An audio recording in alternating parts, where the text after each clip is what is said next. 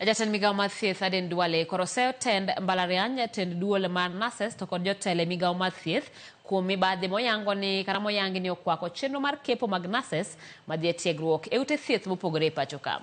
Duale ma iloso e kinde mano chiwo bok mag chako tiegruok ne nases 316 ogolo siem ne joma chiwo bok mag tiegruok ne nases mapok otieko somo kata sidhnegi osemo mar digri ni koyudgi kod ketho to ibiro kawnegi okang' mar chik. Kamano bende Duale ogolo siem ne lakteche e bwo chenro mar UHC mowacho ni osebedo ka ichulo to onge tich matiyo. Duale lero ni ginono wach mar ndiko nases mag UHC e yo mongirore ka nases manyawawa mojoki ibiro kawnegi bende okang' mar chik. Over 348 students, nurses, Bachelor of Science, who were posted 1 month ago were recalled. And we recall them because they were posted irregularly and they were posted because of the systemic corruption. Completion is different from graduation.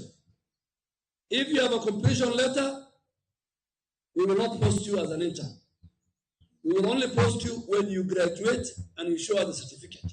So this morning, I have replaced them with 348 who have graduated, who have waited, and who are eligible, and they were shortchanged because of corruption.